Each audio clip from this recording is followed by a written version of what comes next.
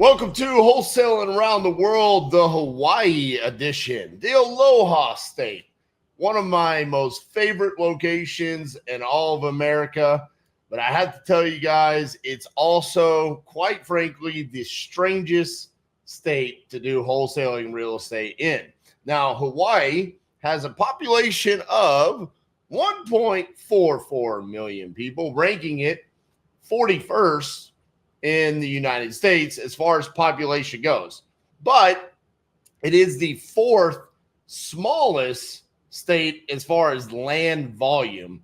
And it comes with a lot of unique traits. So I'm going to try to get all these out in a short time frame. What I will tell you is that we have done deals on 3 different islands. Okay. Now this is important because I don't know if these are the only islands that you can do deals on. But we were fairly well known back in 2018, 19, 2020, 2021. We were doing significant volume. Like, people knew us. Our website was ranking over there. We were doing a lot of fix and flips. We even owned rentals over there. And we never really got opportunities outside of these 3 islands. So I'm assuming these are the only places that really wholesaling exists in. But we've got the Big Island, we've got Maui, and then we've got Oahu. Okay. Now, what I will tell you is the Big Island is more like country, it's more rural, and the price points are much lower than the rest of Hawaii. And then you've got Maui, which is kind of known as a vacation spot.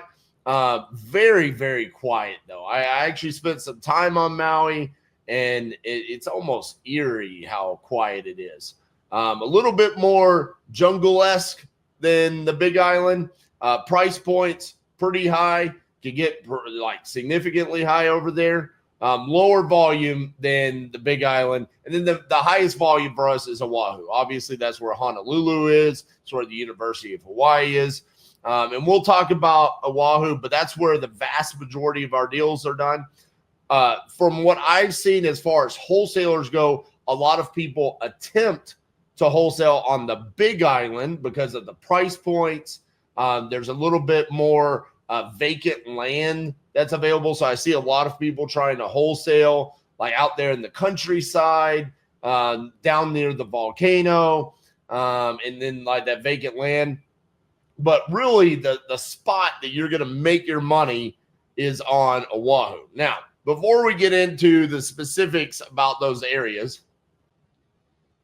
one of the things that I want to establish about wholesaling in Hawaii is what makes it difficult is not necessarily a real estate thing. It's the fact that if you don't understand the Hawaiian culture, or if you are not based in Hawaii, or if you don't have a connection in Hawaii, it's really difficult to be accepted over there. And I really struggled with this because I feel like one of my superpowers is connecting with individuals, like understanding what they're going through and then offering a solution. And there was times where just by not living in Hawaii and by being considered a mainlander, and at times even being called like a haole, it was really tough to acquire deals and try to get people to want to do business. Now, at the time when we were doing business in Hawaii, I actually had a business partner, Elijah, who lived there in Oahu, or on Oahu. And that allowed us to do business when otherwise, if I didn't have that connection, there was absolutely zero opportunity for us to even be able to have a conversation about buying their house or hiring them as a contractor or even doing a wholesale transaction. And so when you're looking at wanting to do business in Hawaii, I want you to understand that that is a hurdle that you have to overcome that really doesn't exist, at least in my experience so far, anywhere else in the country. It's basically its own little individual country. It's just a part of America. And honestly, as Americans, we're not really welcomed very much, especially as mainlanders. And there's a lot of like conversation about, are you trying to take my land? Are you trying to come over here and take Hawaii away from us? And so that is a hurdle that you need to expect if you attempt to try to do business in Hawaii. So just keep that in mind anytime you see a lead pop up, or if you're trying to pull a list or do cold calling and you want to explore into Hawaii. That is a hurdle that you have to overcome. Now, some of the advantages of doing business in Hawaii, for one, the time zone. Like, I love the fact that like business was still carrying on in Hawaii at nighttime here in Texas, because there were times where I could basically handle my Texas business during the day, kind of handle my Hawaii business at night. It just kind of allowed us to have more of an opportunity. I've always talked about leveraging the time zones. And listen, 5 p.m. Over in Hawaii is basically 10 p.m. here in Texas, depending on time zone where we are in daylight savings. But normally 10 p.m. here in Texas. And so a lot of business can take place during those later hours, whereas over in Texas, things start shutting down. So that's one of the advantages. The other thing is the price points are so high, especially on Oahu, that you can make a lot of money on less deals. Now, there are just by nature, it's like I said, the 41st most populated state. There is just a lot less opportunity in that regard. Now, what I want to do is I want to bring up my map here and show you guys. Let's talk about the Big Island. First and foremost, probably the most common places to do deals are over here. Listen, what we did here was, this is an Airbnb, and then this was a flip that we did. Kind of lower price points. I actually had vacation here as a kid. The volcano. Funny enough, this house right here was on Volcano Road, and the volcano started erupting right after we purchased it.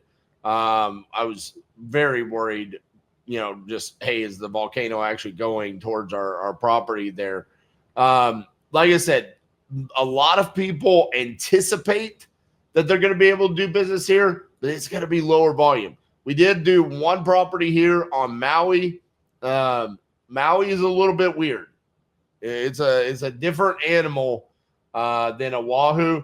It's difficult to find contractors. It's difficult to find almost everything on Maui. So just keep that in mind. This house is basically in the middle of a jungle, and it was difficult to find help. Now let's talk about Oahu, where if you want to get into doing business in Hawaii, this is where I believe you should be doing business. Now, if you were to fly on Oahu, you're going to land right here in Honolulu, okay? Honolulu, Pearl Harbor, all of this, Pearl City, this is where a lot of the population exists. Essentially, if you're here in Honolulu and you want to get over here, you're going to drive basically through a mountain, and it's a completely different style island over here.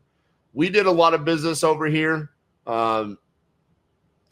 This is, to me, the nicest part of Oahu. Okay, I don't want to say the wrong term, but I believe it's like the wet side. It's more green over here. And yet, one of the things that you have to pay attention to in Hawaii is the roads. Like how can you get to the property itself? Because there are mountains, right? And so if you're starting in Honolulu, you go here to get over, and then if you go up north, you're basically on this highway that's just right on the water, and it will circle all the way around, and then it kind of stops. You can't get to the west side of the island going around the north side. You basically have to go around the Dole Plantation and come back down to then get over. But from Honolulu, you can go around And then this is the more affordable side of Oahu. So these were actually the first flips that we ever did. We up here, this is Kapui Street was the second one we ever did. Water Street was the first one. So this is the first deal that we ever did. We made about 100,000 on that. Symbol flip, got one street over, Kapui Street. Those are the first deals that we ever did. I believe we purchased those at the time. This is back in like 2018. We purchased those for like 200 something thousand and then flipped them for like 400,000, right? Something like that. Much more affordable, where when you're talking about over here, these are like $1 million properties, maybe even multi-million dollar, especially in Honolulu here. Some of these, we were purchasing in the $500,000, $600,000, $700,000 range. And then the ARVs are in the low $1 million range, where this is where you can make a lot of money, right? And then even down here, we never really did deals because this is where it gets like ridiculous. And this is also touristy, a lot of the resorts and whatnot. The price points can get astronomical. And you have to really pay attention to this when you're underwriting a deal in Hawaii, understanding like, is this even in an area where an investor would want to come in? Because can they even afford it, right? If you're taking out a hard money loan, the holding costs could be significant on these properties. And then also there is a lot of really poor construction in the state of Hawaii. So if you are anticipating what the rehab budget, like something that would be a $40,000 or $50,000 rehab in the state of Texas is easily going to be $100,000 to $150,000 rehab in Hawaii. The cost of materials is more, the cost of labor is more, and then there's also transportation issues.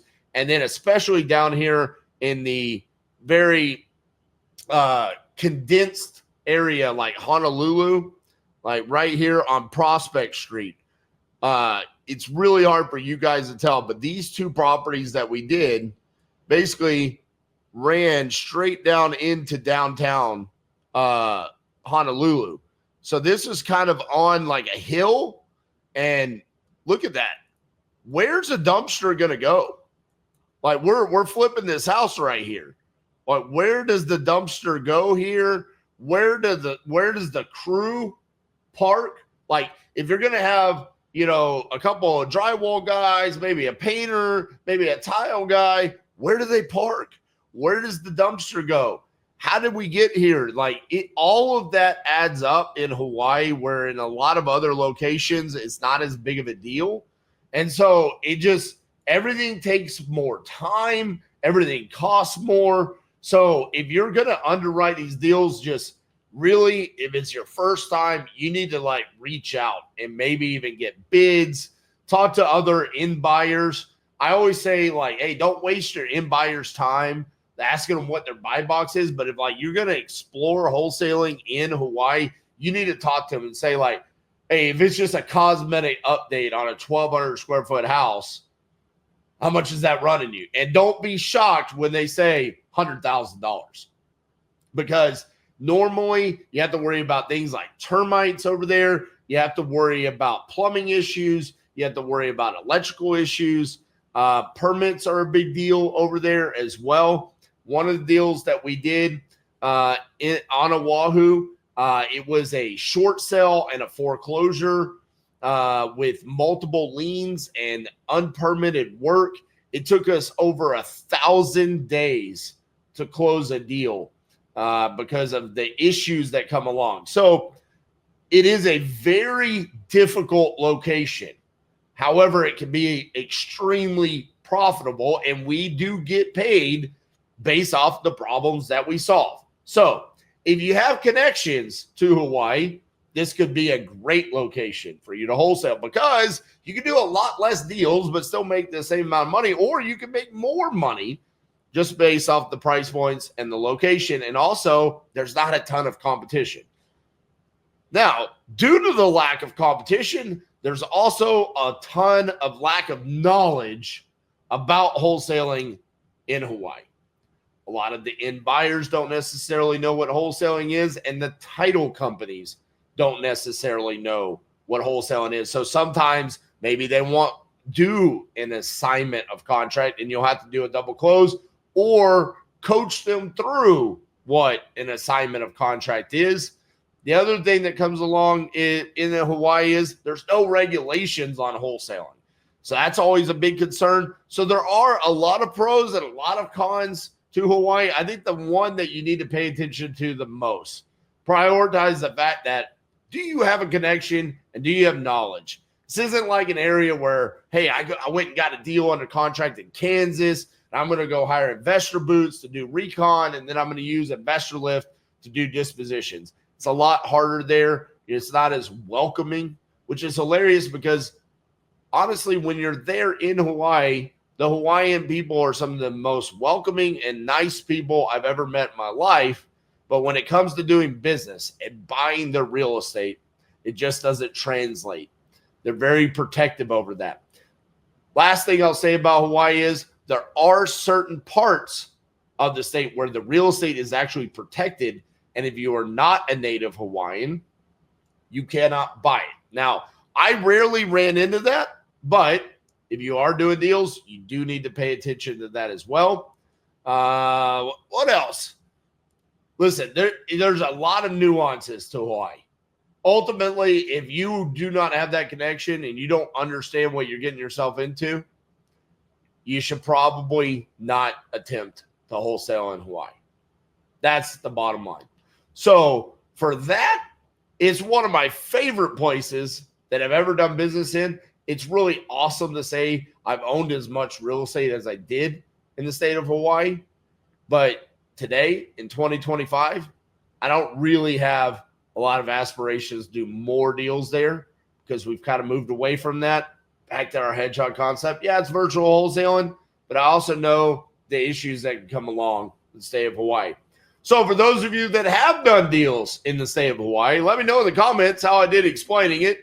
I hope I did good. There's a lot of nuances to the state of Hawaii. Next week, we'll get back to the mainland and we'll talk about a more normal location to do wholesaling.